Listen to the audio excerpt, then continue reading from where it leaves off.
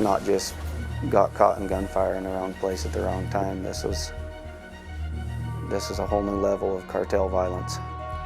It is the story making headlines here in Arizona, across the country, and now around the world. 3 mothers and 6 children, including 2 infants, ambushed and gunned down in Sonora, Mexico. Here is what we know right now.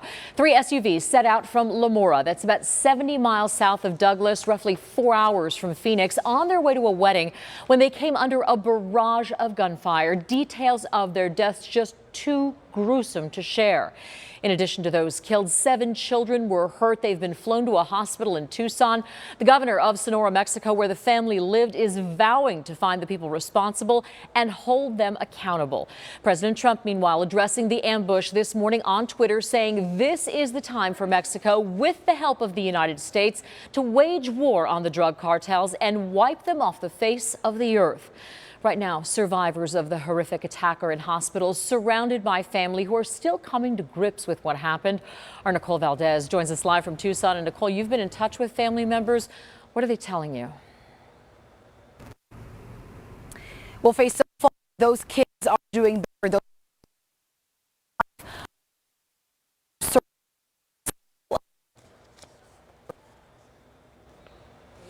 Earlier. Okay, we're having some trouble with Nicole's audio there. We will try to get back to her. In the meantime, we can tell you that the families killed were dual citizens, part of a religious colony, an offshoot of the Church of Jesus Christ of Latter-day Saints that dates back more than 100 years. After the U.S. made polygamy a crime in 1882, John Taylor, the church leader at the time, encouraged followers who wanted to continue what they called plural marriage to resettle in Mexico, where they would not be punished. Several communities grew, comprised of a few families in each location, including Colonia LeBaron, where the families who were attacked lived. They are not all part of the same fundamentalist fringe church that exists along the Utah-Arizona border, but are considered independent fundamentalists.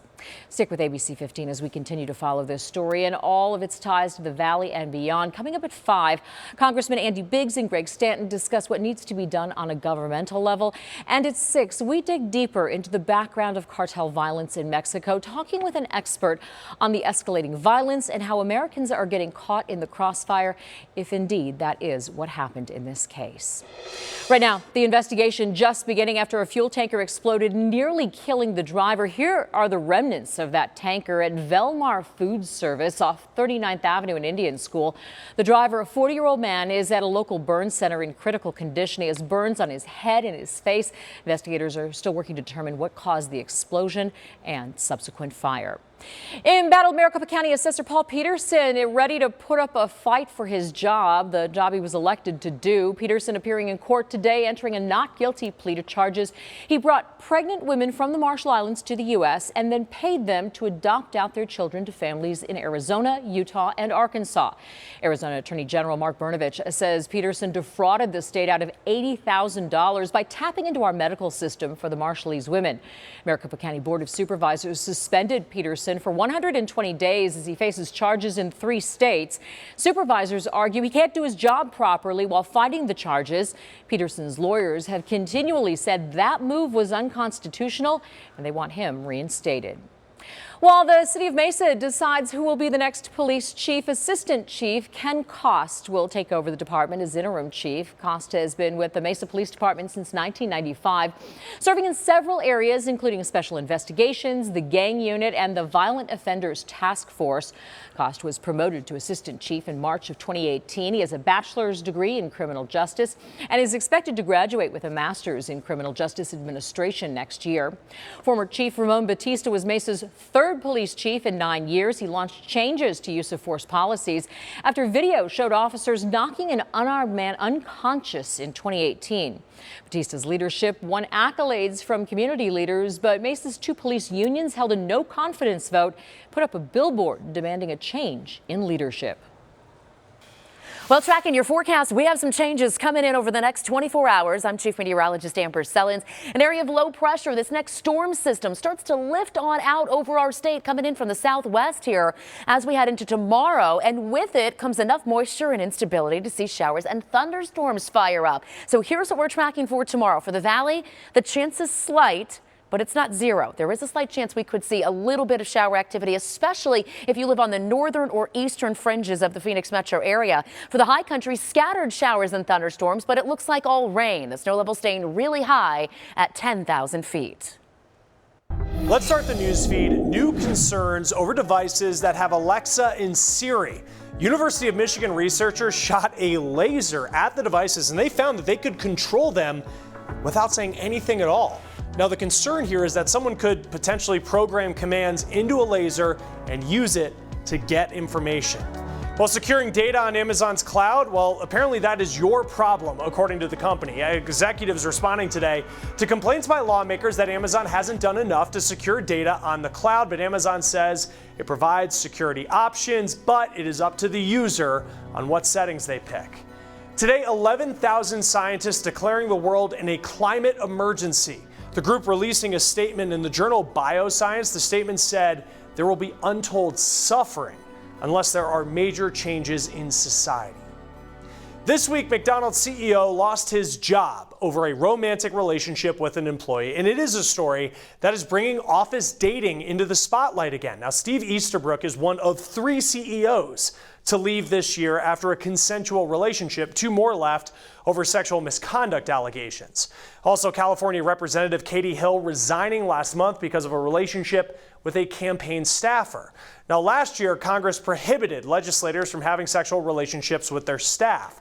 A job placement company found in the midst of the Me Too movement, nearly 80% of corporations don't allow relationships between managers and subordinates. Meanwhile, other companies embrace the fact that 1 in 3 Americans have been involved in a romantic relationship at work. Airbnb gives employees 1 shot at dating someone in the office. We talked to a psychologist and relationship expert about the risks and how to handle yourself. Say you go through a period where you're fighting and you're working together. It becomes very difficult to maintain those personal and professional boundaries. Minimize the time that you spend with this person, especially alone. Keep it very professional, very much in the friend zone. Some companies have love contracts even. They require employees in romantic relationships to disclose it. Now, data does show that companies stand to lose good workers if a relationship goes sour. Career Builder found 6% of workers have left a job when a romantic relationship ended. Now, veterans have unique skills that they can bring to the workforce, and more businesses are recognizing that. But ahead, we're getting perspective on a new challenge keeping them away from certain jobs. It is disturbing video. A taser used on a Valley father while he's holding his 1-year-old son. Hear from police and the man's attorney about what led to this situation and what they say needs to be done going forward. All right, getting back to our top story now. 9 Americans, 3 women and 6 children killed in a horrific attack in Sonora, Mexico.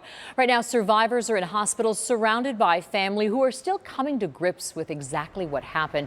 Our Nicole Valdez joins us live from Tucson. Nicole, we had a little trouble with your microphone. We think we have that squared away. You've been in touch with family members. What are they telling you? Well, so far they're doing better today, Faye. That is the children who survived that brutal attack. Family members here telling me at least 5 of the 8 of those children are being treated here in Tucson. I want to show you some photos we received earlier today of those kids being transported across the border into Arizona. Among them, a 13-year-old boy who that family says walked more than 10 miles to find help after that shooting. Another, a 9-year-old girl who walked in the dark for 3 hours, worried that nobody would come help them, and a 7-month-old baby whose mother died protecting her. And so she got out and held her arms up and they shot her anyways. So they knew who they were. They didn't think they were some random other mafia that they were shooting at. So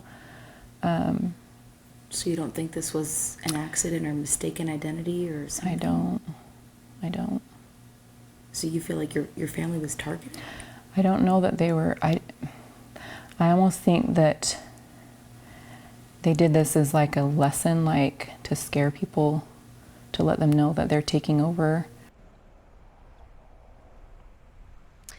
Now, why this happened is an answer that officials really still don't know right now. Leah Stadden, who you actually just heard from there, says she hopes the U.S. will step in. But among the responses we've heard today, Mexican President Andrés Obrador saying that Mexico must act independently. And he even added that he doesn't believe violence on top of this will solve the problem. For now, we're live in Tucson tonight. I'm Nicole Valdez, ABC 15, Arizona.